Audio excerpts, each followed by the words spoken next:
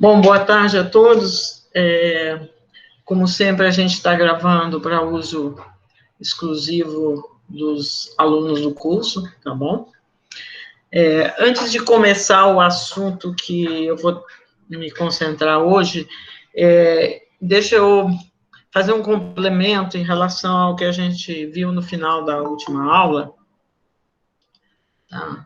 E esse complemento eu coloquei também lá no AVA, chamei de complemento das notas N1, né?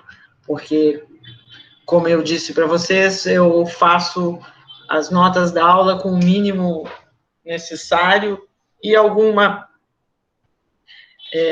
às vezes, alguma demonstração eu coloco chamando de notas adicionais, mas é parte da matéria, claro.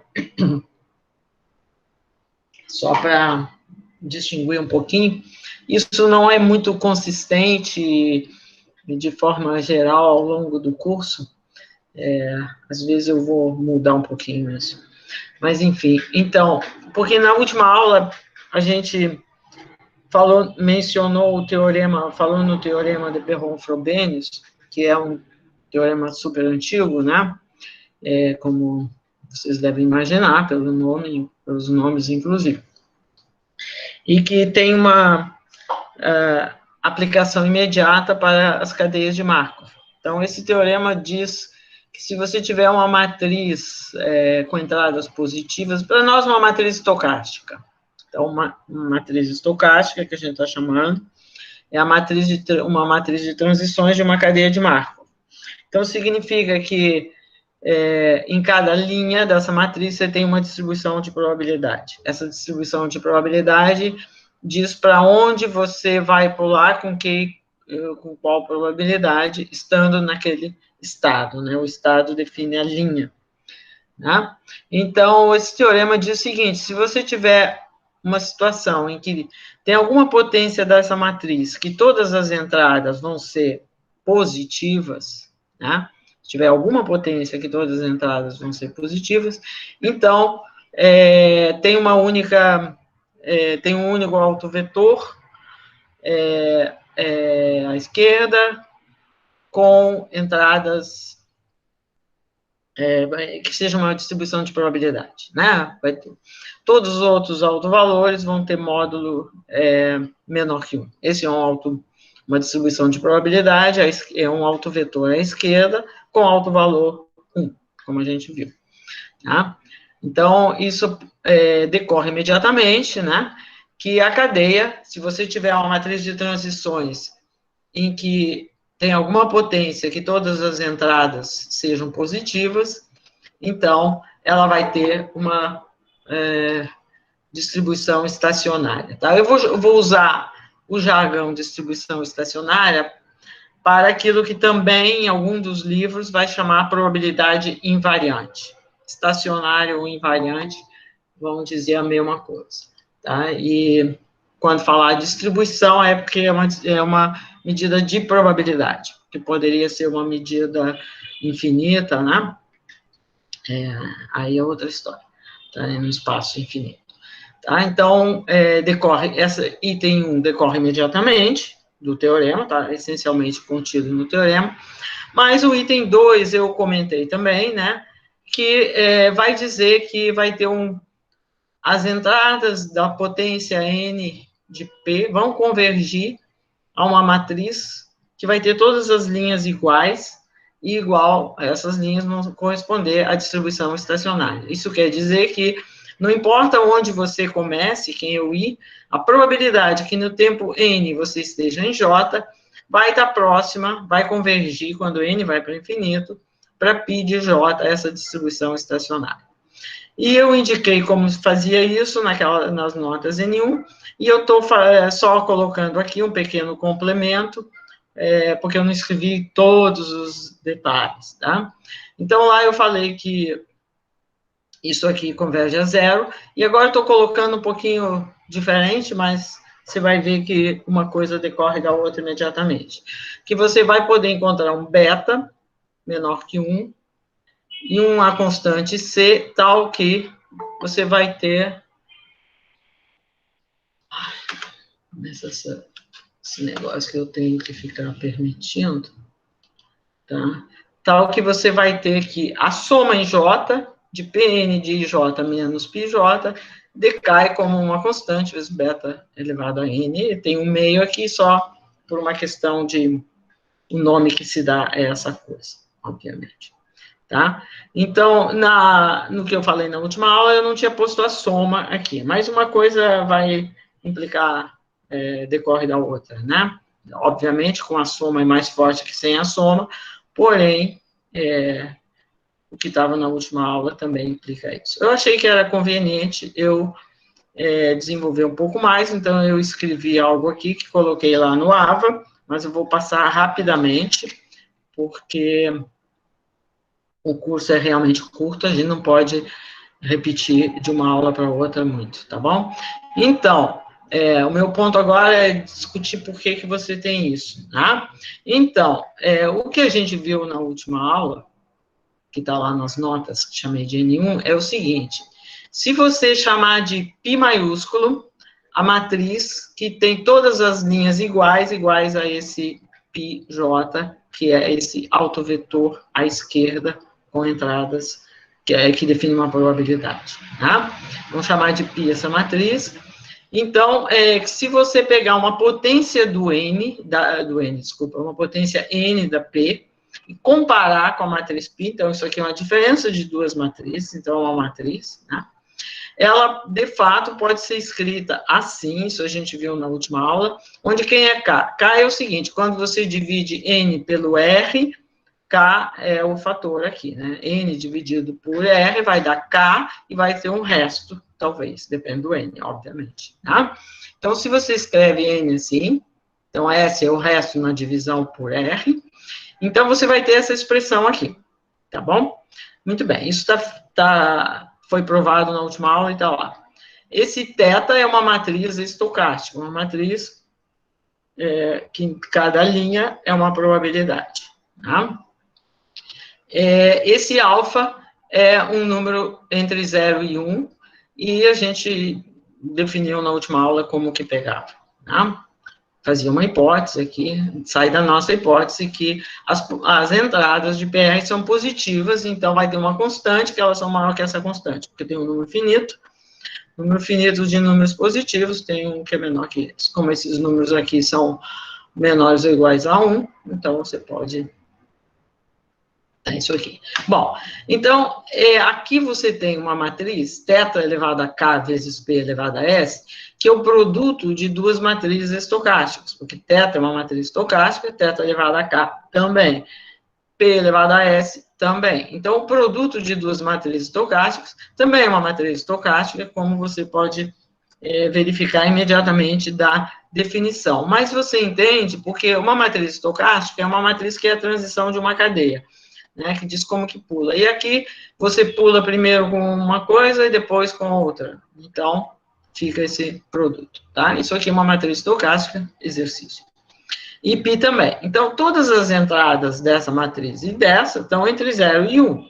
Então, você tem uma diferença, se você pegar uma entrada, uma diferença de dois números no intervalo 0 e 1, portanto, a diferença entre eles também é menor ou igual a 1 em módulo. Tá? Então, esses números são todos menores ou iguais a 1, de modo que você tem isso aqui, que era o que a gente escreveu na última aula. Acho que eu tinha posto um Czinho aqui, mas esse Czinho que tinha posto pode ser tomado como 1. Bom, disso aqui, você, obviamente, tira o seguinte, K, quem é K? K é basicamente N dividido por R, mas pode não ser, pode ser menor, porque N não pode não ser um múltiplo de R, né? Então, mas ele é certamente maior ou igual que N sobre R menos 1. Então, como alfa é um número menor que 1, né? Quanto maior a potência, menor o número. Então, se você botar a potência menor, você vai ter uma cota superior. Então, esse alfa que está aqui é certamente, alfa elevado a k, desculpa, é menor ou igual que alfa elevado a N sobre R menos 1.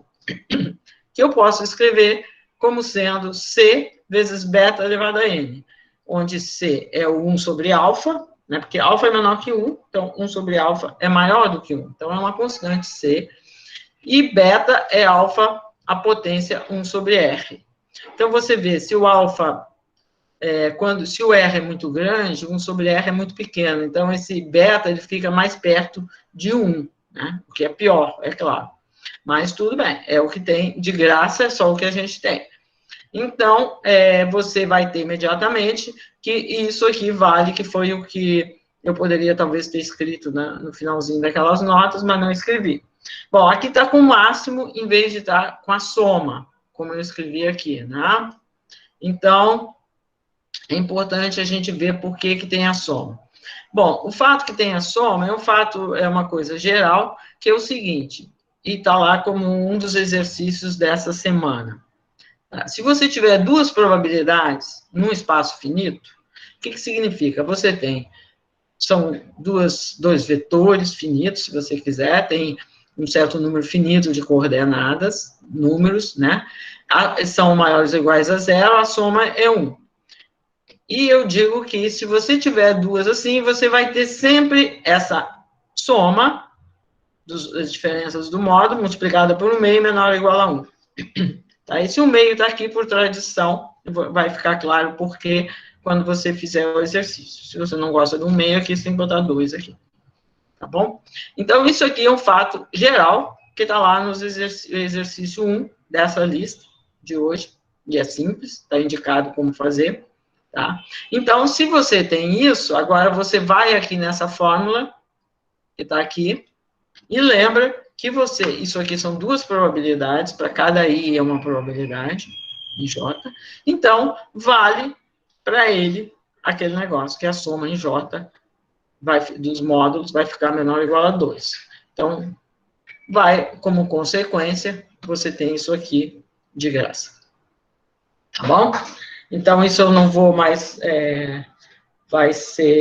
tá lá como você faz isso aqui, tá lá nos exercícios, tá?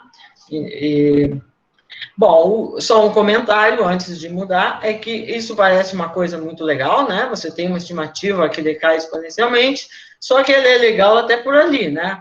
Por quê?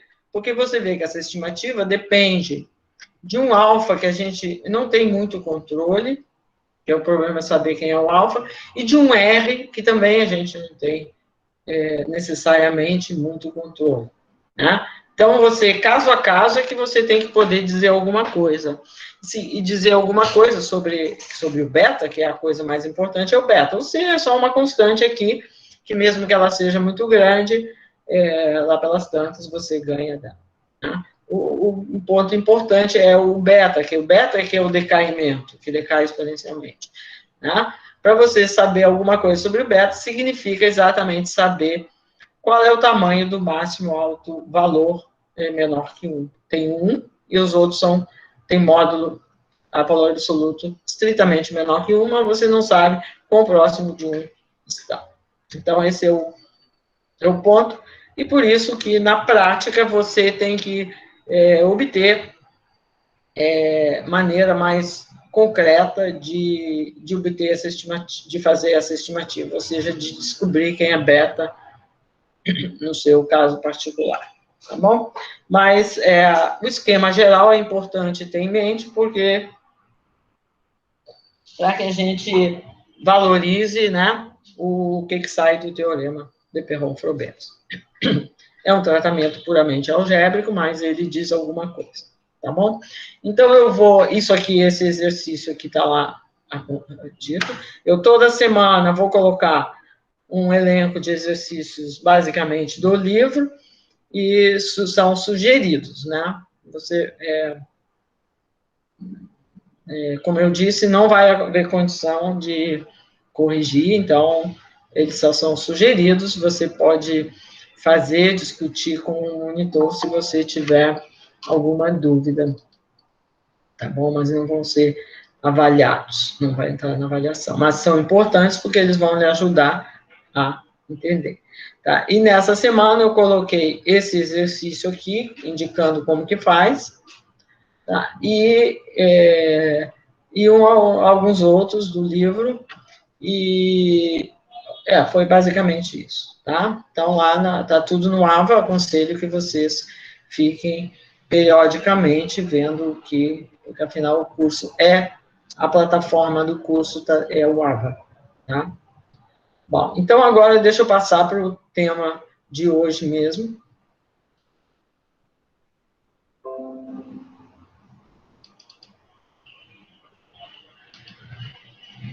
Tá, eu não sei por que essa minha folha aqui, ela ficou com essa cor esquisita, não sei bem, não é uma questão da scanner, porque fazendo de novo ficou igual.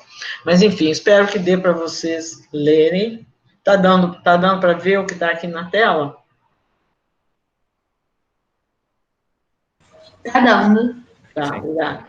Tá bom? Então, um dos objetivos nossos agora é ver quando que vai valer essa condição do Perron-Frobenius. Um dos objetivos, mas não é só esse, né? Porque a gente vai ter que se virar quando ela não vale, e ela não vale em muitos casos, e a gente vai entender que ela, de fato, não é o ponto central, a condição do Perron-Frobenius. Tá? Mas, para a gente poder desenvolver isso, nós precisamos dos conceitos básicos que vão entrar nessa teoria das cadeias de Markov finitas. Tá? Então, vou precisar introduzir alguns conceitos.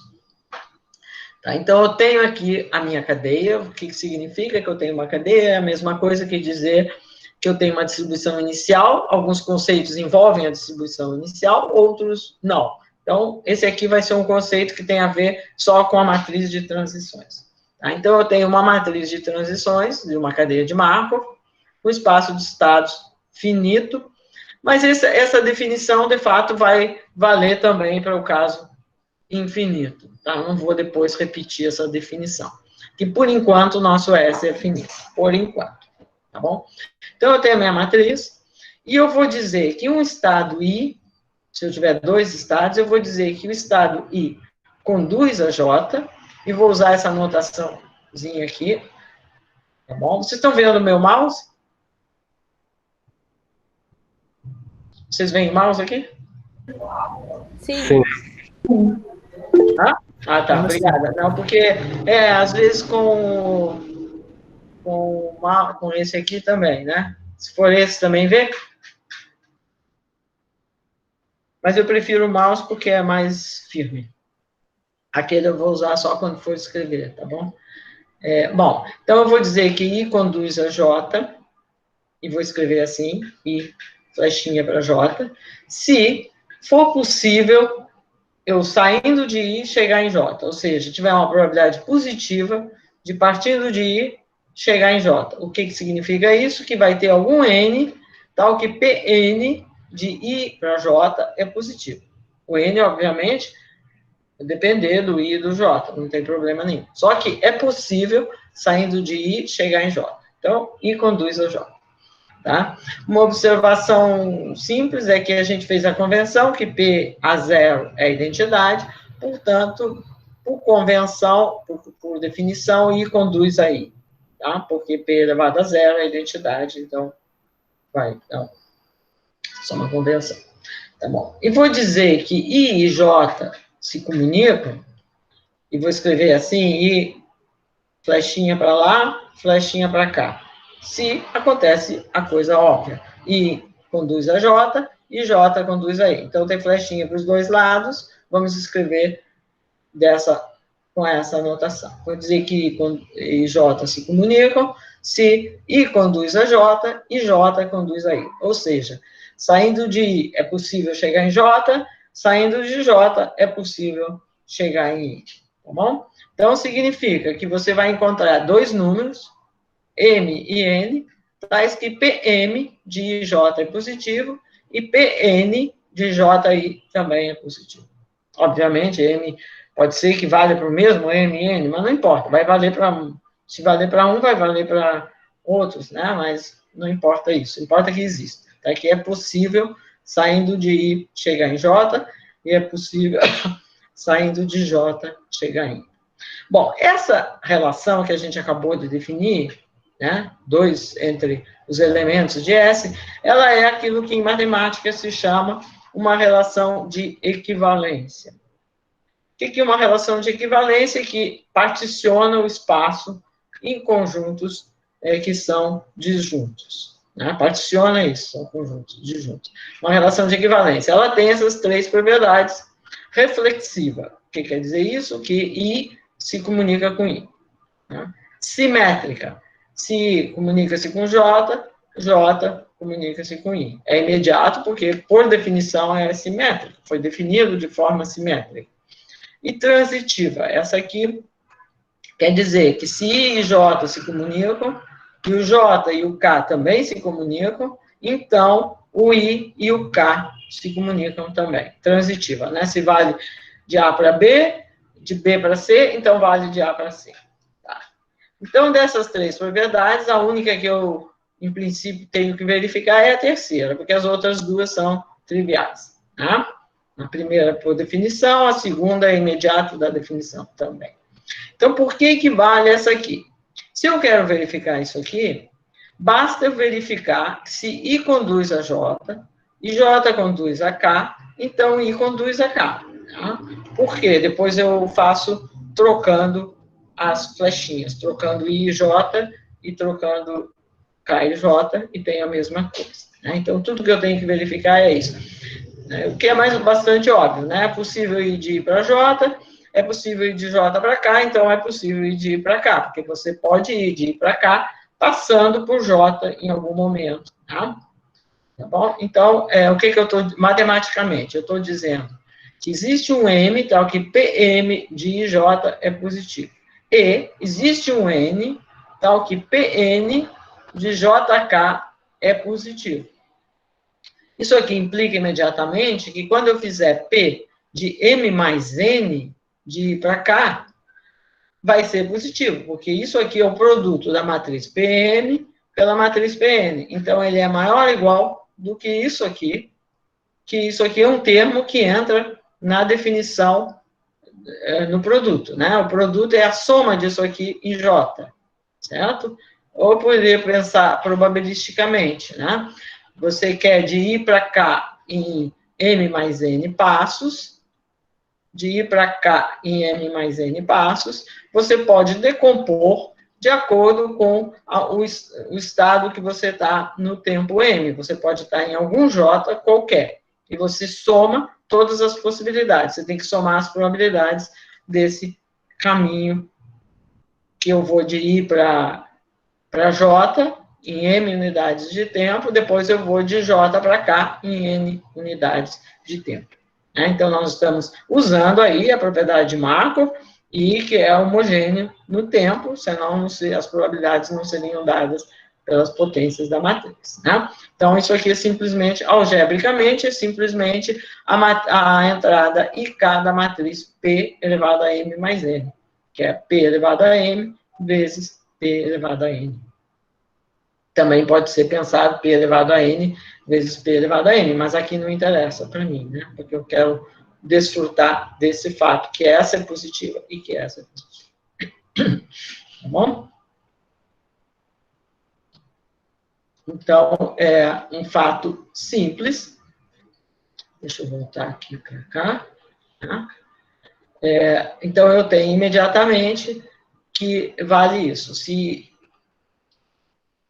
I conduz a J e J conduz a K, então I conduz a K. Aí você troca as flechinhas, né? Você faz K conduz a J e J conduz a I e obtém que K conduz a I. Então, você tem a transitividade.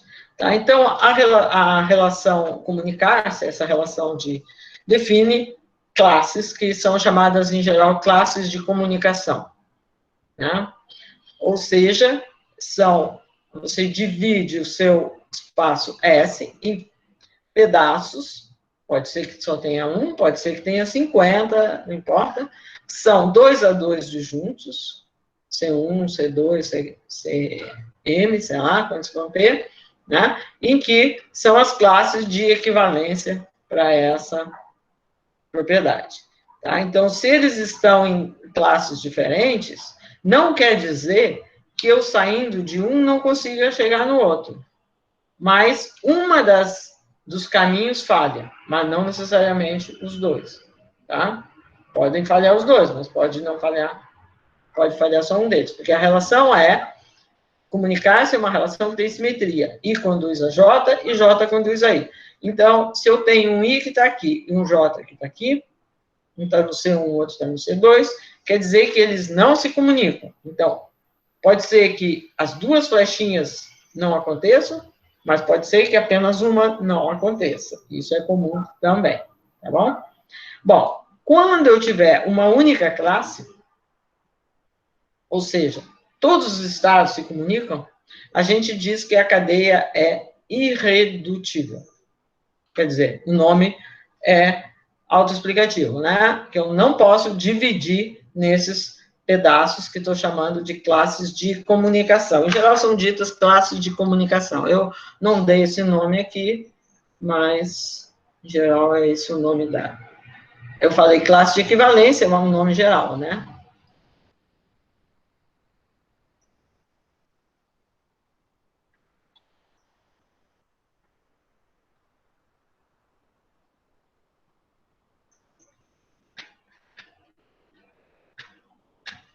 Classes de comunicação, ou communicating classes. No livro deve ter um nome desse, talvez. Tá bom? Então, quando eu tiver só uma, eu vou dizer que a cadeia é redutível. Vamos olhar alguns exemplos aqui, só para a gente lembrar, tá? Então, a gente falou um exemplo mais simples de todos que a gente falou, foi o passeio aleatório num segmento. Então, vamos olhar, a gente olhou duas formas que dependiam da condição na fronteira, né? A gente chamamos de exemplo 1 e o outro a gente chamou de exemplo 2. Foi na última aula, tá? Então, no exemplo 1, que a gente pegou o segmento de 0 a n, né? E quando eu estou no 0, eu só posso passar para o 1, com probabilidade 1. Quando eu estou no n, eu posso passar para o n-1, com probabilidade 1. Nos outros, eu acho que eu anotei aqui, para não... Aqui, né? Para não ter que estar escrevendo muito. Tá? Então, esse exemplo aqui, né? Então, eu estou no meu segmento, eu tenho aqui, né, o meu segmento, basicamente, 0, 1, 2, etc., chegar no N, né? Então, quando eu estou na fronteira, eu tenho que pegar o vizinho com probabilidade, ir para o vizinho com probabilidade 1. Quando eu estou aqui no meio, eu posso ir para a direita ou para a esquerda, com probabilidade meio e meio. Né? Então, é evidente que eu tenho uma única classe de comunicação, eu posso ir de qualquer estado para qualquer outro, com probabilidade positiva. É só eu seguir um caminho aí que me interessa, né? Tem muitos caminhos e não tem problema. Bom, o outro exemplo, parecido, né? Eu peguei aqui o caso meio, mas você podia substituir o meio por P, 1 menos P, desde que o P seja maior que 0 e menor que 1, né? Então, o outro aqui é a mesma coisa que esse, a diferença é que quando eu chegava nos extremos, não saía mais, ficava absorvido, né? Então, é evidente que aqui eu não posso sair do 0 e ir para nenhum outro lugar, nem do N. Então, eles formam uma classe de equivalência sozinhos, porque eu não posso sair dele para nenhum outro. Então, classe de equivalência do 0 é só ele. A classe de equivalência do N é só ele. Bom, aqui no meio é fácil ver que eu posso ir de um para o outro, do outro para o 1, né? Porque é a mesma coisa que o outro. Eu posso seguir um caminho só indo numa direção, por exemplo, e voltar, etc. Então, eu tenho 3 classes de equivalência. Eu tenho o 0, o N e o meio, tá? Certo? Só para lembrar aqui. Vamos voltar lá para o nosso... Tá? Então, nesse exemplo 2, eu tenho essa classe aqui do meio, que eu estou chamando de 1 até n-1, e os outros 2 aqui, tá? Essa classe aqui do meio vai ser chamada, eu ainda não defini isso bem, uma classe transiente. E esses aqui são ditos classes recorrentes, tá? A razão do nome vai ficar clara daqui a pouco, tá? Mas é pelo fato que Desses aqui você volta, nesse caso você não sai, então você está lá sempre, né? Mas não é, a ideia de recorrente não é que não saia, é que você volte sempre. E nesse aqui não, são estados nos quais você vai passar um certo tempo, o processo passa um certo tempo, e lá pelas tantas deixa esse estado, tá bom? Então, mas isso a gente vai verificar, tá? Professora, não ficou muito claro essa definição de irredutível na minha cabeça. Irredutível é que de quaisquer dois estados que você pegue, I e J, é possível sair de I e chegar em J. Isso vale nas duas direções, mas como eu estou dizendo quaisquer dois, I e J, basta eu falar uma vez, porque você troca o I e o J de nome. Tá? Ok, entendi. É possível sair. Obrigada. É possível passar de um para o outro. Tá, entendi. Irredutível. Entendi, foi. A relação de equivalência é essa. I e J se comunicam se existir M e N, tais que isso acontece. Ou seja, tem uma probabilidade positiva de saindo de I chegar em J, e tem uma probabilidade positiva saindo de J chegar em I. O M e o N existem. Então, não importa quem ele seja. Quer dizer, é possível, né? Sair. Aqui, no caso, em M passos. Claro, se você pode fazer isso em um certo número de passos, você vai poder fazer mais vezes, né? Você vai ver. Tá? Então, ela exige as duas coisas. De I para J e de J para I.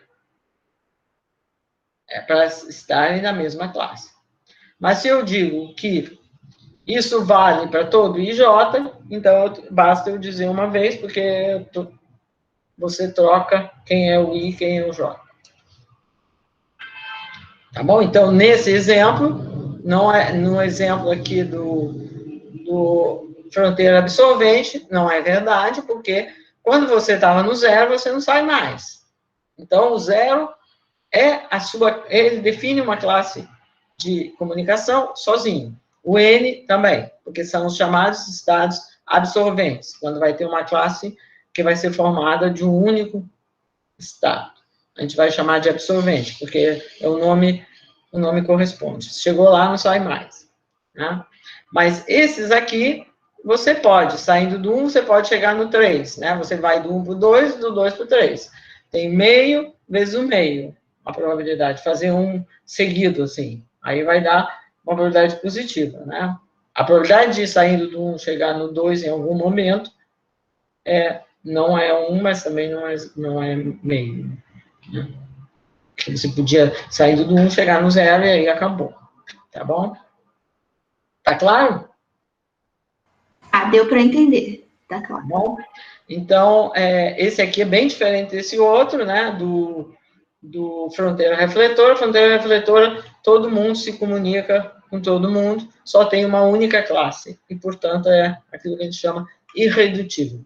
Irredutível é quando tem uma única classe. Tá bom? Bom, quando a gente tiver várias classes, ou mais de uma, né, a gente vai dar esse nome, vai chamar algumas classes de recorrentes e outras de transiente, porque elas têm um papel, são muito diferentes. Tá? Eu vou depois dar uma definição mais rigorosa. Mas a ideia é simples. Transiente é aquilo que passa, né? Um transiente. Esperemos que a pandemia do coronavírus seja um transiente, que passe. Esperemos. Tá bom? Recorrente é aquilo que fica acontecendo de novo e de novo. Tá? Então, daí o nome, são nomes apenas, né? Então, uma classe vai ser transiente quando, de fato, você tem uma probabilidade positiva de sair. De fato, você vai sair em algum momento dela. Tá? E recorrente quando você sempre vai ficar na classe. Tá? Eu não provei ainda que se você tem dois estados que se comunicam, ou os dois são transientes, ou os dois são recorrentes. Eu não provei ainda, isso aqui está intuitivo apenas, mas é intuitivo, se você pensar um pouco. tá? Mas então, porque eu estou dando o nome para a classe, o que talvez era uma propriedade dos estados, né? Mas tudo bem, é só por enquanto ainda está informal isso de chamar classe, tá? Então, você pode pensar assim, eu vou dizer que uma classe é transiente quando os seus estados forem transientes, né? Os estados vão ser vice-versa, recorrente de outra forma, tá? Então, um estado recorrente, estado transiente, são coisas bem diferentes, tá? E a gente vai ver com cuidado, tá?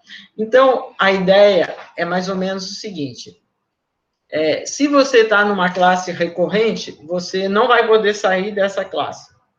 Então, se você olhar nas linhas da matriz que correspondem aos estados dessa classe, você vai ver que vai ficar um bloco na diagonal, um bloco do tamanho que é a classe, que qualquer coluna que está fora dessa, corresponde a um estado fora dessa classe, vai dar 0. Tá? Ao passo que para os transientes, não, você pode sair. Tá? Então, significa, vamos dizer que eu tenha um certo número de classes, que vou supor que são recorrentes, e um outro tanto que são transientes. Tá? O número aqui não importa, só eu tenho um certo... O que vai acontecer é o seguinte, vamos dizer que eu eu escrevo o meu espaço S, colocando os elementos, eu posso escrever o meu S do jeito que eu quiser, né? Posso trocar a ordem das linhas e das colunas correspondentes. Então, eu vou escrever o meu S colocando, em primeiro lugar, os elementos de R1, depois os de R2, depois os de R3, até que acaba os de RS. Aí, depois, eu coloco os de T1, T2, TS. Aqui eu não vou fazer muita diferença de como eu vou colocar, não é muito importante, então eu vou colocar todos juntos de qualquer jeito. Tá? Mas os recorrentes é importante. Então, o que vai acontecer é que a minha matriz P, se eu escrever as coordenadas dessa ordem, ela vai ficar aqui com um monte de blocos na diagonal e vai ter 0 fora da diagonal, na parte recorrente. Né? E depois, a transiente vai ter alguma coisa aqui e vai ter um negócio sobrando aqui. O que é isso? Aqui significa que, então, P1 P é uma matriz estocástica. Então, P1 tem que ser uma matriz estocástica para que eu tenha essa cara, né? Ou seja, a soma de cada linha do P1 vai ter que ser 1, porque a soma do P em cada linha é 1. E como só tem 0 fora, então vai dar 1. Significa que cada uma dessas P's, né, é uma matriz estocástica e ela corresponde à cadeia restrita a R. Então, aqui vai ficar como uma cadeia menorzinha e irredutível, porque R é uma classe de equivalência. Então, isso aqui nos diz que, de certa forma, se você quer olhar as recorrentes, aqui é como se você reduzisse, se você quer estudar só o que acontece com R, uma dessas R's, é como se você estudasse uma cadeia irredutível. Porque a R, sozinha, a cadeia pode ser pensada como uma cadeia sozinha. Tá? Agora, quando você está no T, não é bem verdade isso, né? Porque nos T's, nos estados transientes, lá pelas tantas, quando você olha só esse pedaço que corresponde a ele, a soma das linhas pode ser menor que 1. Pelo menos uma delas vai ter que ser menor que 1. Significa que, em algum momento, você vai cair fora, né? Porque tem uma probabilidade positiva de cair fora. Na diagonal é quando você continua no mesmo estado. Você vai cair fora. Então, essas matrizes aqui, quando eu fizer, por exemplo, essa matriz P elevar a potência N, aqui dentro é só eu elevar a N cada um dos blocos, né? Porque é uma matriz de blocos. Mas eu também... Aqui eu vou ter o Q elevado a N, mas essa M vai mudando, porque a M não é uma matriz quadrada, é uma matriz retangular. Porque o número de linhas dela tem a ver com quantos estados transientes eu tenho. O número de colunas tem a ver com os recorrentes. Tá? Então, ela não tem nada de quadrado. Tá? Mas ela vai mudando de cara. Mas ela tem uma informação extremamente importante e a gente vai explorar isso. É que eu estou só dando o jeito que deve ser. Tá? Então, você vai ter umas matrizes, a sua matriz, se você escrever assim, ela vai ter essa cara. E aí, te diz que você tem duas coisas a fazer. Se você estudar as matrizes, as cadeias irredutíveis, porque quando você está interessado no R, é uma cadeia. E a outra coisa, quer saber como, saindo de um estado transiente, você vai chegar em alguma dessas. Você pode chegar nas duas com probabilidade positiva, quer saber quais vão ser essas probabilidades. E isso tudo é uma informação que você tem que extrair da sua matriz P. Tá? Então, a gente vai querer, para estudar o comportamento na classe recorrente, a gente vai estudar essa matrizinha aqui, ou seja, vai fazer um estudo das cadeias de Markov finitas e redutíveis. Redutível é isso, só tem uma classe. E esses outros dois objetos aqui vão nos dizer, delas a gente tem que extrair a seguinte informação: quanto tempo você fica nos estados transientes e com que probabilidade você vai acabar no R1, no R2, no RS. Porque uma vez que você entrar num RD, você não sai mais. Porque a matriz P não permite você sair. Tá? Mas você quer saber com que probabilidade você vai cair numa ou noutra. Vamos voltar ao exemplo simples do passeio aleatório com absorvente aqui, né? Certo? Então, eu quero saber, era o problema, lembra, esse aqui é o problema da ruína do jogador. Você tem duas pessoas jogando cara-coroa. Em cada jogada, eles apostam sei lá o quê, uma quantidade de alguma moeda, e o capital dos dois juntos é N. É quanto que eles têm juntando. Então, quando alguém tiver o capital N, o outro vai ter capital 0 e o jogo acaba, porque não tem mais dinheiro para apostar. Certo? Então, você começa em algum lugar. Depende do que a gente está... Se a nossa cadeia representa o capital do jogador A ou do jogador B, não importa, porque é a mesma coisa, tem uma simetria. Né? Só importa qual é o jogador, só para dizer de onde que eu começo, porque eles podem não necessariamente começar com o mesmo capital. Né? Então, eu começo em algum estado I, que é o capital do jogador A, vamos dizer, e quero ver qual é a chance do jogador A ganhar ou do jogador B ganhar, ou seja, o A perder. Então, você está olhando esse espaço de estado seu, no nosso caso aqui, vamos pegar um N pequeno, como aqui, eu peguei N igual a 4, só porque a gente ia falar dele no outro dia, né? Então, eu tenho esses 5 estados, 0, 1, 2, 3, 4, né? 0, 1, 2. Esse é o meu S.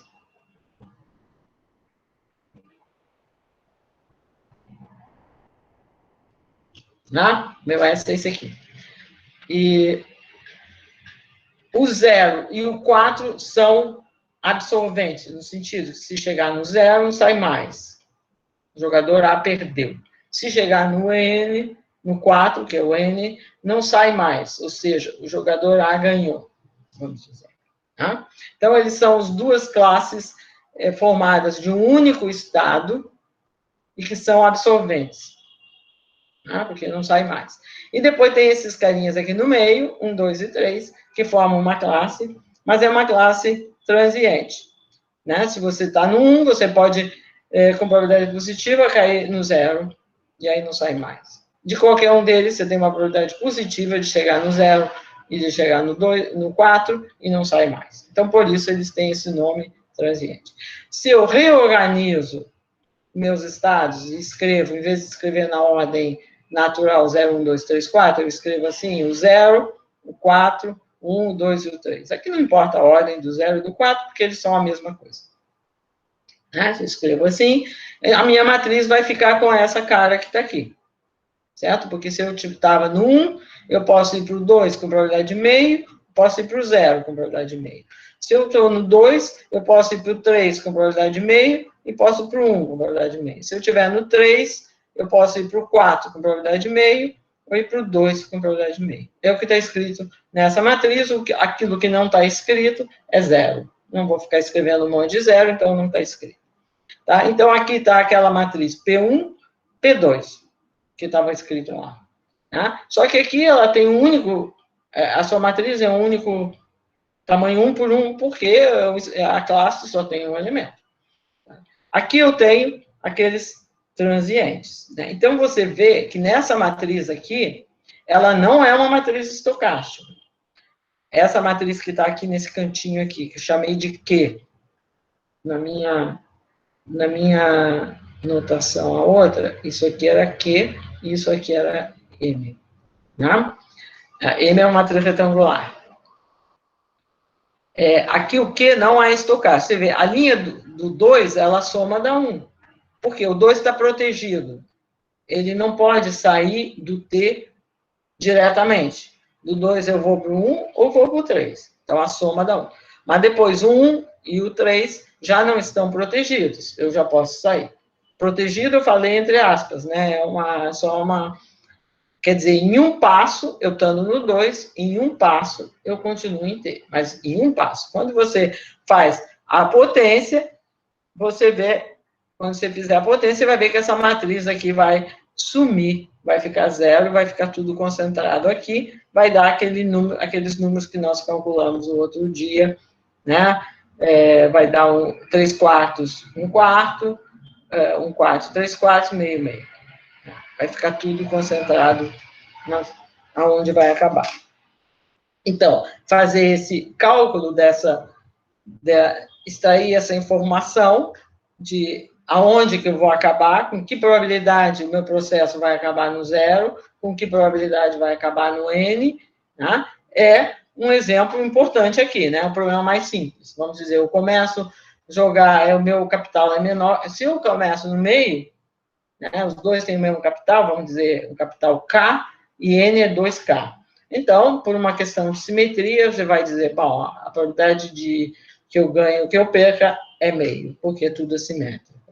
Né? Mas, se eu não começo no meio, porque o meu capital é menor do que o do outro jogador, eu quero calcular qual a probabilidade que eu ganho. Ela é menor que meio, provavelmente, certamente, né? Mas eu quero calcular.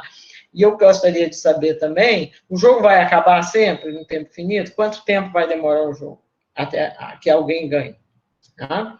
Então, são perguntas perguntas muito básicas que dizem respeito a um exemplo bem básico dessa cadeia que a gente vai querer olhar numa situação bem mais geral depois. E essa informação está contida nessas matrizes M e Q. Tá? Então, o que a gente vai fazer nas próximas aulas vai se dividir em duas partes. Uma delas, a gente vai querer tratar das cadeias irredutíveis, finitas, que é uma dessas aqui, né? E a outra, a gente vai querer saber, começando de um estado transiente, qual a probabilidade de acabar numa classe ou noutra. Tá? E a gente vai querer saber como se extrai essa informação a partir da matriz P. Então, vão ser essas duas coisas, basicamente, que nós vamos... Uma das coisas que a gente vai fazer. Primeiro, vamos olhar a coisa de uma forma mais estatística, mas a gente vai querer fazer isso. Tá bom. Agora, tem um outro aspecto que eu queria discutir hoje ainda também, que eu quero discutir, que tem a ver, lembra, a condição de Perron-Frobenius não vale nessa cadeia que a gente estava falando aqui, como exemplo, né? Então, a gente quer entender isso. É uma cadeia super simples, pode-se achar a distribuição estacionária dela sem grande problema, a gente achou explicitamente o outro dia, né? Na cadeia com a fronteira recorrente, porque com a outra eu tenho tem 0 e 1, né? Vamos dizer, no caso da fronteira refletor. Mas não, a gente usou fazendo a conta explicitamente, porque o nosso exemplo é bem simples, né? Mas a condição do Berron-Frobenius, que é um negócio assim geral, não vale. Então a gente quer entender melhor quando é que ela vale, quando é que ela não vale e o que ela tem a ver. Isso envolve o conceito de período de um estado e cadeias periódicas, tá? Então, eu vou dar esse nome aqui, vou definir agora o que é periodicidade.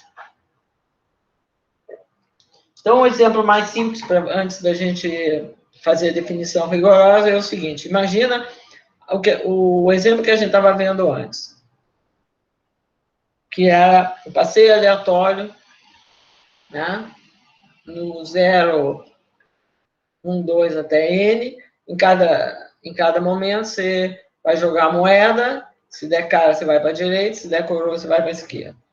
Então, nesse passeio, você nunca vai voltar ao seu estado inicial, você não pode voltar ao seu estado inicial num tempo ímpar, né? Só pode voltar nos pares, porque é uma questão da maneira como é configurado o S, como é configurada a sua matriz também, né? Então, isso envolve essa periodicidade. O nome, você só pode voltar nos tempos pares. Então, tem uma certa periodicidade aí, tá bom? Então, a gente vai querer definir isso de forma mais rigorosa, tá? E podemos pensar nesse exemplo, o passeio aleatório com fronteira refletor, porque é um modelo super simples, uma cadeia irredutível, né? Só tem todos se comunicam. A gente achou uma distribuição estacionária explicitamente no outro dia, mas não vale Berron-Frobenius. Por quê? Por conta dessa periodicidade. Tá? Então, vamos olhar essa questão da periodicidade, porque ela é uma... A gente pode pensar assim, a periodicidade é uma chateação advinda do tempo ser discreto. Ela não é uma coisa muito fundamental. Tá? Ela não é uma coisa que atrapalha realmente. Ela é uma chateaçãozinha que um preço que a gente paga pelo tempo ser discreto. Tá? Não é um grande problema. Mas é bom a gente precisa entender para poder saber como contornar esse problema. Que de fato não é um problema. Mas enfim. Fiquei com uma dúvida. Como assim? Periodicidade não pode acontecer em tempo contínuo? Não. Não? Não, as cadeias a tempo contínuo, isso aqui não vai acontecer. Mas vamos deixar para falar as cadeias a tempo contínuo mais tarde, porque senão vai complicar. Porque a gente não sabe o que significa cadeia a tempo contínuo, né? Tá bom? Não. Tá bom. Então, vamos olhar esse exemplo aqui. Então, eu tenho a minha matriz de transições e eu pego um estado I e vou olhar o conjunto que vou chamar de J de I, são os tempos em que eu posso voltar a I. Ou seja, tem uma probabilidade positiva de, saindo de I, eu voltar a I depois de N passos. Pn de II é a probabilidade que xn seja igual a I, dado que x0 é I. Tá? Então, eu quero olhar esse conjunto. Bom, o zero está aqui sempre por convenção, porque P elevado a zero é a identidade. Tá? Uma coisa que a gente vê é que J é aquilo que chama um semigrupo em álgebra. Um semigrupo, né, dos inteiros não negativos em relação à soma. Tem uma operação de soma, né, os inteiros formam um grupo, aqui formam um semigrupo, porque você não pode necessariamente subtrair. Tá? Então, o que é isso? Um semigrupo é isso. Bom, o zero está lá, e que se eu pegar dois elementos de J de I, a soma também está. Isso é fácil da gente ver, né? Porque se eu posso sair de I, voltar a I em M passos, e também em N, então eu posso voltar em M mais N, porque o que eu faço? Bom, eu quero calcular isso aqui, é a soma, né? PM mais N é o PM vezes o PN. Então, é a mesma aquela mesma conta que eu tinha antes, só que agora o K é igual ao J, né? Mesma conta que eu tinha antes. Eu tenho que somar todos os possíveis J's que eu tenho no tempo M. Então, quando eu pegar J igual a I, os dois termos ficam positivos, por hipótese, então o produto fica positivo, então essa soma, obviamente, é positiva. Então, se eu tiver dois elementos, M e N em J de I, a soma também está. Isso se chama um semigrupo. Bom, existe um semigrupo trivial, se a definição for só essa, que é o zero, né? Porque 0 mais 0 é 0, sempre é 0 e nada mais acontece. Mas eu nem sei bem se a questão formal da álgebra, se vale a pena. Esse é o semigrupo trivial, mas não vai ser o caso aqui, entende? Ou seja, o J de I nunca vai ser o semigrupo trivial, ele vai ter sempre infinitos pontos, porque se você pode, né, ter uma matriz estocástica, então é fácil da gente ver que isso não vai acontecer. Mas, enfim, vamos deixar registrar, tá bom?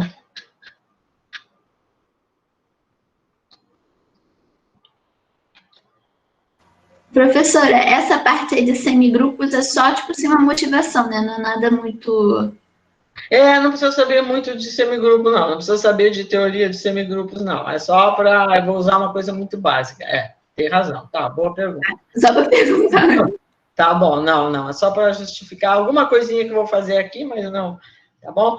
Então, por exemplo, se eu estou olhando aquele passeio aleatório com a fronteira refletora, o J de I são os pares, porque eu só posso voltar nos tempos pares. Então, J de I eram todos os pares. Não é isso? Tá bom? Tá? Então, é só uma definição. Tá? Bom, porque eu vou usar uma propriedade aqui, mas vou demonstrar.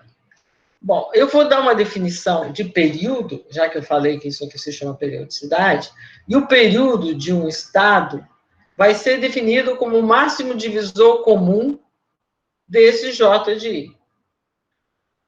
Tá? Tem um conjunto de números inteiros não negativos, né? Tem a noção de máximo divisor comum. Então, seria meio ridículo se fosse só o zero, que aí o máximo divisor comum do zero, imagino que seria declarado como sendo infinito. Né? Mas não interessa esse caso, sabe? Não vai interessar.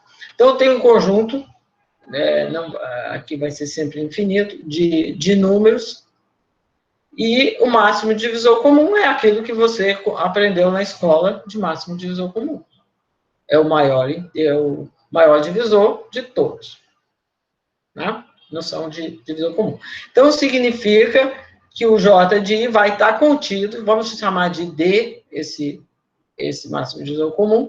Se ele for o máximo divisor comum, o J de I vai estar contido em 0, D, 2D, 3D, etc. Porque ele é o maior divisor comum. Ele é um divisor. Então, todos você não pode pegar nenhum menor que ele, né? Mas o que é importante, o que eu estou dizendo aqui, está contido, isso aqui é só o fato de ser um divisor comum. Todos os elementos de JI são múltiplos de D. Então, significa que ele está contido nos múltiplos de D. Nada mais profundo que isso, né? Tá? É um divisor.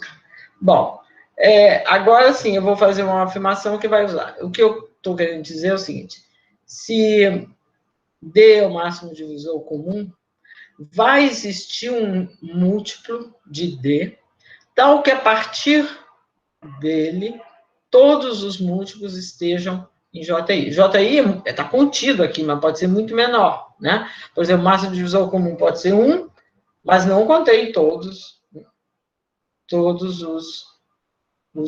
os inteiros não negativos. Isso é fácil da gente... a gente vai... Bom, depois a gente vê alguns exemplos, tá? Mas o que eu estou dizendo, aqui estou fazendo uma afirmação, que precisa ser precisa ser provada, tá? Que vai existir um M finito, tal que, quando você olhar M vezes D, com esse Mzinho aqui maior que o Mzão, então esse MD está no JI. Tá? Isso aqui é uma propriedade que vale para qualquer semigrupo, não tem nada a ver com cadeia de marca. Aí eu vou provar, para efeito de não ficar chutado, mas não é, a prova não é em si tão, não é essencial. Para nós, a prova não vai ser muito, tá? Tá bom? Então, esse é o meu primeiro lema aqui, que eu vou deixar para ver depois, daqui a pouquinho, tá bom? Que se eu tiver um semigrupo, então eu tenho que todos os múltiplos de J, de D, desculpa, maior, com multiplicador, fator aqui maior que M, vão estar lá. Isso, em particular, vai me permitir mostrar que, no caso de uma cadeia irredutível de período 1, então vale Perron-Frobenius. Porque o que eu tenho que fazer no Perron-Frobenius? Perron-Frobenius eu tenho que mostrar que existe uma potência que todas as entradas são positivas, todas, simultaneamente, para aquela potência. Então, isso aqui vai ser um ingrediente para provar aquilo, tá? Se bem que não é que seja, quer dizer, a gente pode fazer as coisas de outra forma, mas esse lema que eu estou dizendo é a mesma coisa que a afirmação, só que está contido, está escrito de forma, vamos dizer, como uma afirmação a ser provada. Tá? Eu vou provar daqui a pouquinho, se o tempo permitir. Tá bom. Bom, antes de demonstrar isso aqui, a demonstração não é tão essencial para a gente, o importante é eu saber o fato. Tá? Deixa eu fazer a seguinte observação. Que o período é uma propriedade constante, ele é constante numa classe de comunicação.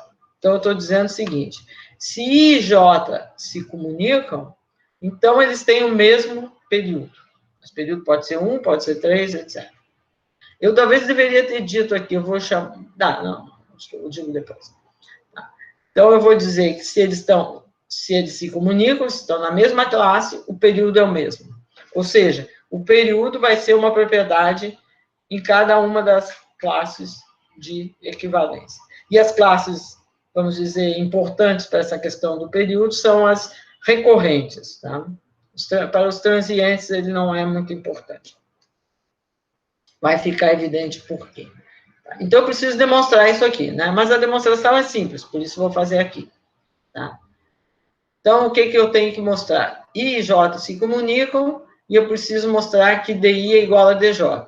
Então, é suficiente eu mostrar que I e J se comunicam e mostrar que o DI divide DJ. Que aí eu troco I com J e obtenho que eles são iguais. Né? Porque DI divide DJ, DJ divide DI, são iguais. Tá bom? Então, eu preciso demonstrar isso. Bom, qual é a minha hipótese? Eu tenho um M, tal que é possível eu ir de I para J em M passos. E eu tenho um N, que é possível eu ir de J para I em N passos. Obviamente, eu estou aqui com I diferente de J. Tá bom? Então, é só você fazendo a mesma conta de antes, você vê que é possível você ir de I para I em M mais N passos, porque eu simplesmente vou de I para J nos N passos, e depois eu vou de J para I em N passos. Então, isso aqui vai dar positivo, e isso aqui é menor ou igual que isso, porque isso que está aqui é a soma dessas coisas quando eu somo nesse J. Né? Então, eu tenho que o DI divide M mais N, porque é possível, né? Ele é um divisor de M mais N. M mais N é um múltiplo de D de I. Tá bom? Isso é um fato que eu obtenho daqui. Tá? Bom, agora deixa eu fazer a seguinte observação. Vamos supor um S que está no J de J, ou seja, é possível, né? Ele está nesse conjunto onde do J ele volta a ele mesmo em S passos, volta a ele mesmo. Então, isso aqui está dizendo que PS de JJ é positivo. Vamos supor que eu tenha isso. Então, eu posso não só fazer isso que está aqui, mas quando eu estou aqui no J, eu posso fazer uma excursãozinha de tamanho S e aí voltar, né? Então, eu estou aqui, eu vou do I, aqui eu tenho I, eu vou para o J e J. Então, eu vou do I para o J em M passos. Agora, do J, eu faço um passeio e volto a ele depois de S passos. E depois eu volto para o I em N passos. Então, eu vou ter M mais S mais N. E aí, vou voltar para o I. Certo? Então, pelo mesmo argumento de antes, eu vou ter que isso aqui é positivo, porque isso aqui é o produto dessas matrizes. Então, ele é a soma aqui nesse aqui, e também a soma nesse outro aqui. Teria liberdade, tem duas somas, né? Porque é um produto de 3 matrizes. Então, o que eu concluo daí é que o M mais N mais S é um múltiplo de D de I. Bom, eu já sabia que o M mais N era um múltiplo. E agora eu sei que o M mais N mais S também é um múltiplo. Então, fazendo a subtração, eu sei que S é um múltiplo de D de I. Né? Então, eu sei que D de I divide S, e isso aqui vale para qualquer S que está no J de J. Isso significa que o D de I é menor ou igual ao D de J, ou seja, porque D de J é o máximo divisor comum. Então, D de I tem que ser menor ou igual ao máximo, né? Por definição. Então, eu obtive que se I e J se comunicam, nota que eu usei as duas coisas, de I para J e de J para I também. Né? Se I e J se comunicam, então D de I é menor ou igual a D de J. Agora eu troco o I e o J, né, de nome, e eu tenho a igualdade. Né? Então, eu concluí que se I e J estão na mesma classe, se comunicam, o D de I é igual ao D de J. Tá? Então, daí decorre que se eu tiver uma cadeia irredutível, eu só tenho um número para toda a cadeia, que é o período da cadeia, porque ela só tem uma classe, então todos têm o mesmo período. E eu vou chamar a cadeia aquele período da cadeia, porque são todos iguais. Eu deveria ter escrito aqui quando...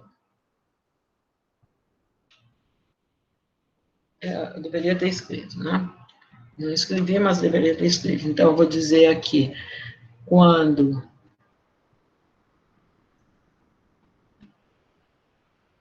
D igual a 1, eu vou dizer que ela é aperiódica.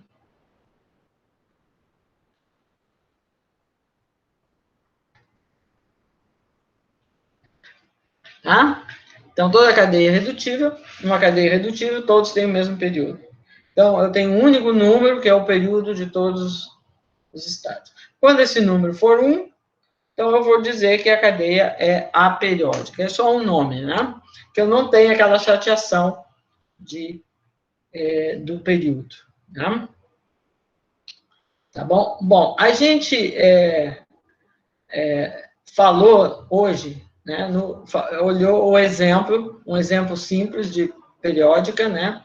Era o passeio aleatório, periódico e irredutível, o passeio aleatório no intervalo de 0 até n, com fronteira refletora. Aí ele é irredutível e o período é 2, né? A gente viu. Bom, a gente pode olhar isso de uma outra maneira também, pensando num esquema mais geral. Porque esse passeio aleatório no segmento com fronteira refletora, ele coincide, é a mesma coisa que aquilo que se chama o passeio aleatório num grafo, né? E você está pensando, o seu grafo era simplesmente um segmento, né? Então, é natural você investigar de modo mais geral, quando você tem um grafo conexo.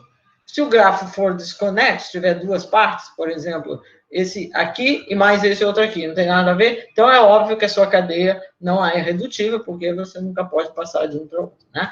Mas um grafo conexo quer dizer que cada dois vértices você tem uma maneira, um caminho que leva de um a outro, né? Não está dividido, como aqui, né? Esses aqui são conexos, tá? De quaisquer dois vértices, você sempre pode encontrar um caminho que liga, né? Um caminho é uma sequência de elos, eu não quero entrar em grandes definições aqui, porque a gente não vai gastar muito, né? É isso, né? Um caminho é exatamente isso. Tem uma sequência, x1, x2, xn, de vértices, que tem um elo entre x1 e x2, entre x2 e x3, entre x3 e x4, etc. Isso é um caminho, né? Então, conexo quer dizer que cada dois vértices tem um caminho entre eles. Exemplos assim, tá? Então, fica como exercício você olhar desses aqui, qual vai ser a questão do período, tá? Mas você pode, de cara, concluir o seguinte: se você tem um passeio num grafo, o período nunca pode ser maior do que 2, porque se é um passeio num grafo, você pode, né, dado um vértice qualquer, ele vai para um vizinho, e ele pode voltar para o vizinho, ele volta, tem também uma probabilidade positiva, pode ser diferente, pelo mesmo elo, né? O elo sair daqui, aqui tem a mesma probabilidade, porque são os dois, mas aqui pode ser diferente, né? Porque se você está nesse aqui, ele tem, bom, no caso deu 3 também, mas sei lá, pode ter um aqui, né?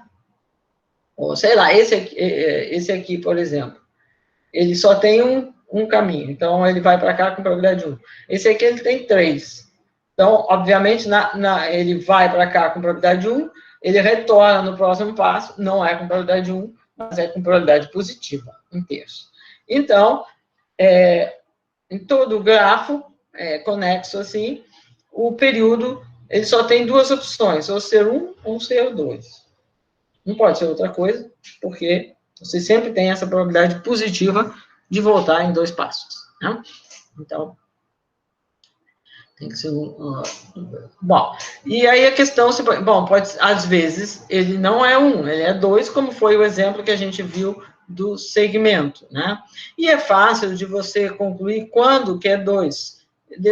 Acho que eu coloquei aqui, vai ser exatamente quando você tiver uma situação assim.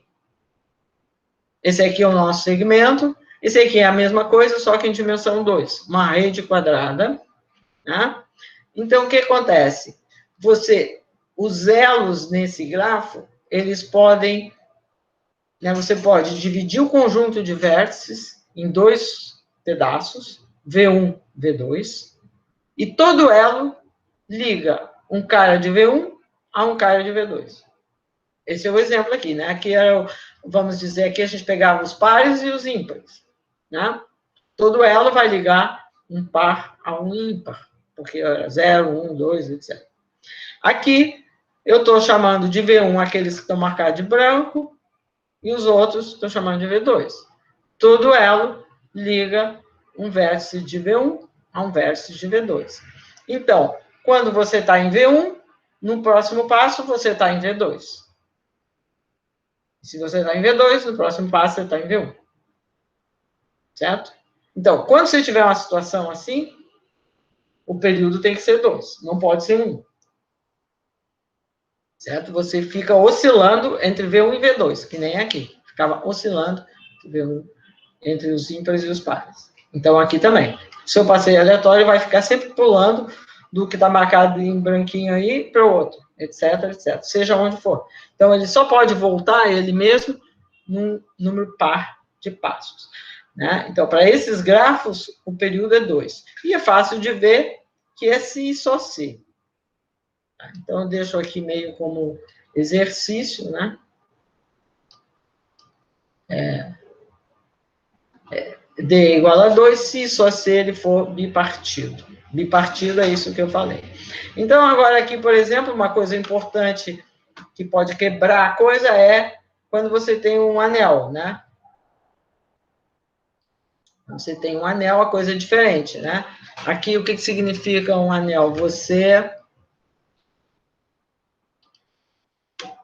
Vamos botar aqui, porque eu não gosto de assim, escrever em vermelho aqui, dói os olhos, né? Então, um anel significa que eu identifico esse ponto com esse ponto, né? Ou é a mesma coisa, se você quiser, eu coloco um elo aqui assim. Ai, ai. Bom. Desenho bem não, né? Então, eu coloco um elo aqui entre esses dois caras. Então, eu fiz um anel, né?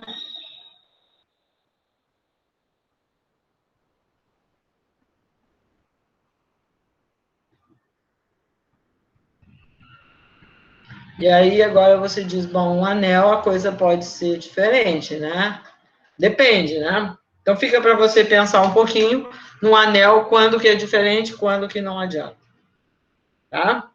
Então, tem esse exemplo aí, só para você pensar. Né? Não quero dizer agora, porque eu quero que você pense um pouquinho. Tá? Então, na próxima aula, o que nós vamos provar é que toda cadeia irredutível e aperiódica satisfaz Perron-Frobenius. Ou seja, tem uma potência que todas as entradas vão ser positivas. E para provar isso, eu vou usar esse fato que está aqui, que eu chamei de lema. Certo? Então, como a gente ainda tem um tempinho, deixa eu dar a demonstração desse lema aqui, que é puramente algébrico, não tem nada de probabilidade, mas ela é simplesinha, é um truque, e você vai ver que é simples. E, bom, essa prova não é tão essencial, né? Então, por isso eu coloco nota adicional, porque ela não tem o mesmo grau de... Então, esse lema que a gente falou. Se eu tiver um semigrupo com máximo divisor comum D, eu vou encontrar um N0, tal que todos os múltiplos de D, a partir daquele N0, N0D, N0 mais 1 vezes D, N0 mais 2 vezes D, etc., vão estar contidos em J. O J está contido aqui porque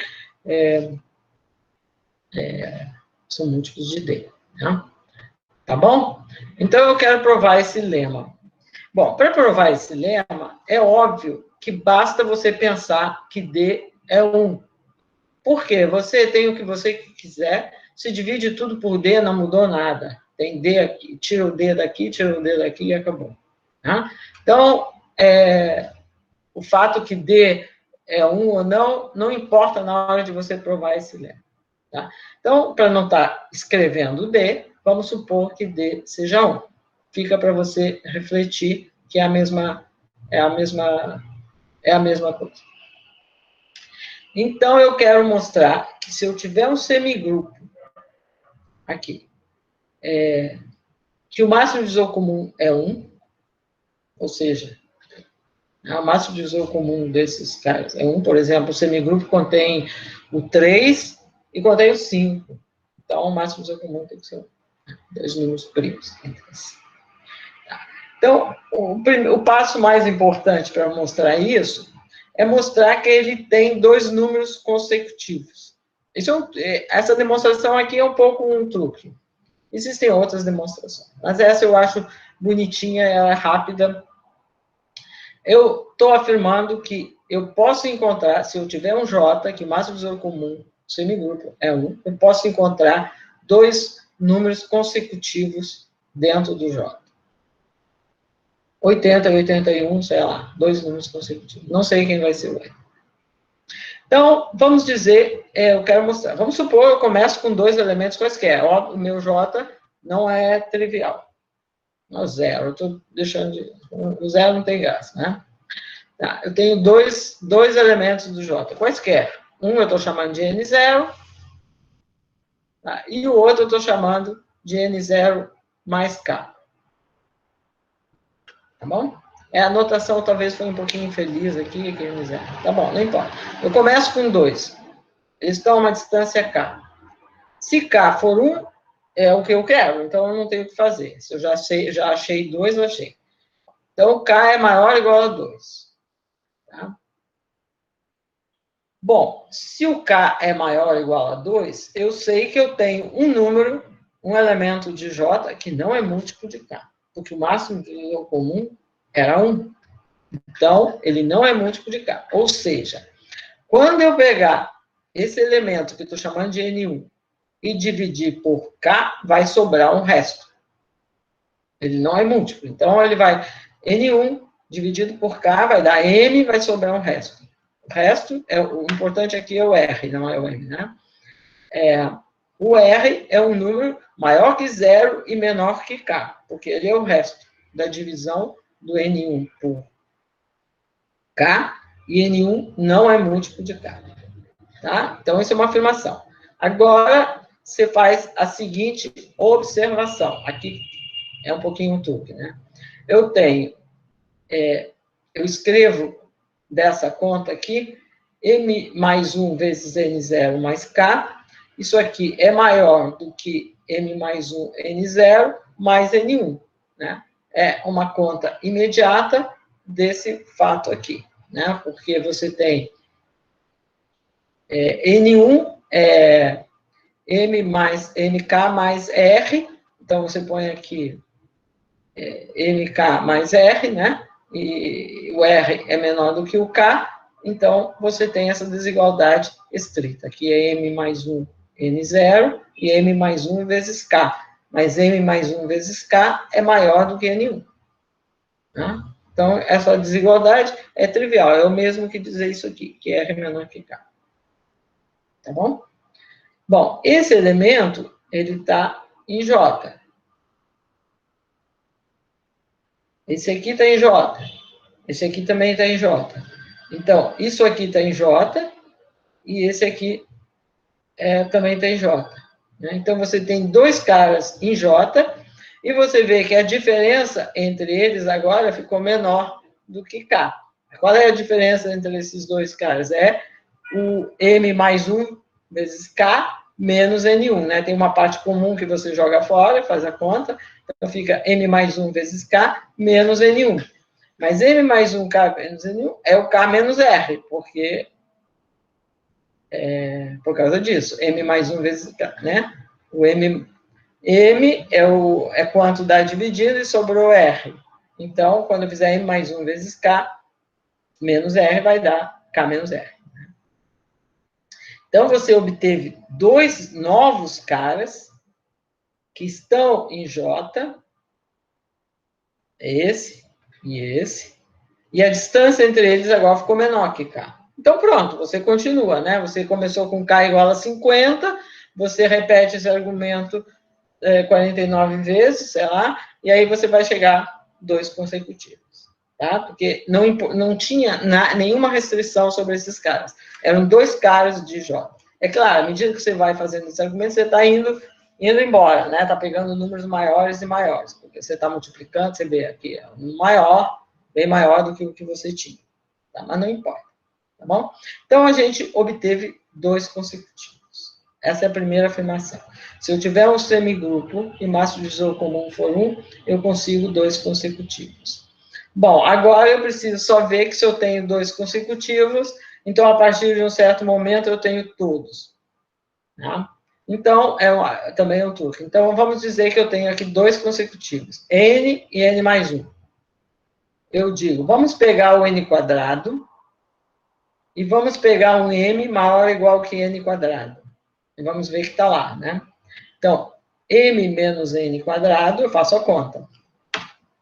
Posso dividir M menos N quadrado, posso dividir por N. Então, quando eu dividir por N, eu vou escrever com K vezes N mais um R. O R é o resto.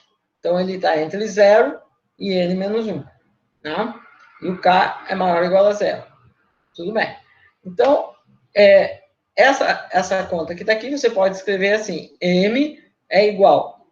Você vê, isso aqui era Kn mais R, e aqui eu tinha o menos N quadrado. Eu passo o N quadrado para esse lado, né? Então ficou aqui N quadrado, mais K menos R, e juntei, eu somei e subtraí. Você vê aqui, você tem, isso que está aqui é a mesma coisa que está escrito aqui em cima, né? Espera aí, deixa eu talvez escrever aqui. O M... Opa, eu não sei por que o A não está escrevendo. Não, porque está em branco. Desculpa, ainda bem. Peraí, deixa eu trocar a cor da minha caneta aqui. Então, quem é o M? O M é igual a N quadrado mais Kn mais R, não é isso? E eu quero mostrar que esse M está em J. Então, eu quero escrever como um número que está em J mais outro que está em J, certo? E eu sei que tanto o N quanto o N mais 1 estão em J. Então, é conveniente eu escrever como alguma coisa vezes N mais outra coisa vezes N mais 1. Então, é isso que está escrito aqui, né? Porque aqui você tem N quadrado mais Kn, e aqui eu tenho menos Rn, e aqui eu tenho mais Rn. Então, essa parte aqui que eu estou cancelando, né? O menos Rn e o mais Rn, mas está me permitindo escrever o M como um múltiplo de N mais outro múltiplo de N mais 1, e, portanto, um elemento de J. Então, eu estou concluindo que do N quadrado em diante, todos estão em J. É o que está dizendo essa afirmação, e isso conclui aquela prova. Tá? Então, isso prova esse lema 1, que para nós ele vai ser importante para a gente ver que estamos nas condições de Perron-Frobenius, se a cadeia for aperiódica e redutível. Tá? Mas aqui ele é só um truque, eu deixo depois, não vale a pena a gente ficar muito tempo, eu deixo para vocês olhar, né, e tal, ler, pensar, etc., mas não é, porque não é probabilístico, é algébrico, e a prova vamos dizer, um certo, você pode olhar como certo truque, né, porque não pertence ao nosso, é uma coisa puramente de álgebra, não pertence ao nosso ponto principal nesse curso, tá bom? Então, eu vou interromper aqui a gravação.